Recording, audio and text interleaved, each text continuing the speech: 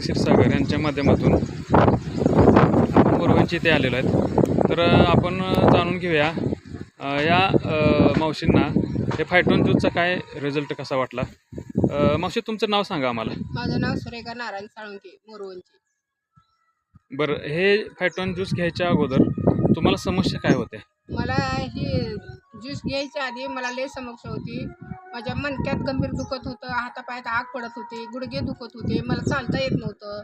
मी 10 मिनटं बसू शकत नव्हते. पण आता ही ज्यूस घेतल्यापासून मी तास तास बसायला लागले, बऱ्यापैकी चालायला लागले, माझं बऱ्यापैकी दुखणं कमी आलं. बा हे किती दिवसापासून तुम्हाला त्रास होता? किती दिवसापासून म्हणजे मी दवाखान्याला अफाट खर्च केलेला आहे. बरं बरं. वर्ष झालं तर अशा हातुरणातच आहे. हां, खर्च तर भरपूर केलाय.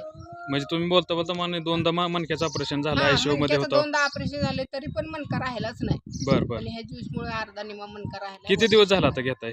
आता ही ज्यूस हां, आता 3 हप्ता तर झाला. आज मंगळवार. म्हणजे पहिल्याच बॉटलमध्ये तुम्हाला पहिल्याच जवळजवळ बॉटलमध्ये 20-21 एवढा. दिवसामध्ये हां. चांगल्या पद्धतीने फरक पडला. पहिल्या बॉटलमध्ये एवढा फरक पडला. आता हे तुम्ही आता सेकंड डोस घ्यायला लागला म्हणजे आपल्याला एकंदरीत तुम्ही म्हणजे ह्या ज्यूस ज्यूस घेऊन समाधानी आहेत. समाधानी. तर इतर लोकांना तुमचा काय सल्ला असेल ह्या ज्यूस संदर्भात?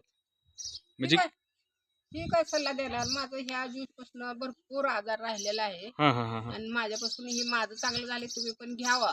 दवाखान्यामध्ये साधारण खर्च किती झाला असेल हो तुम्हाला आता? तर माझा अंदाजच लागत नाही तुम्हाला सांगायला. साधारण तरी खर्च काय सांगू. 5 लाख 2 लाख 3 लाख काय? 27 लाख रुपये बिल झालं. 27 लाख अरे बापरे.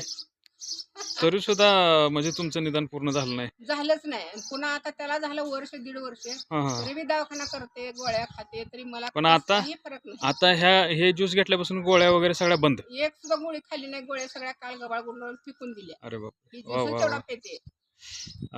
नमस्ते.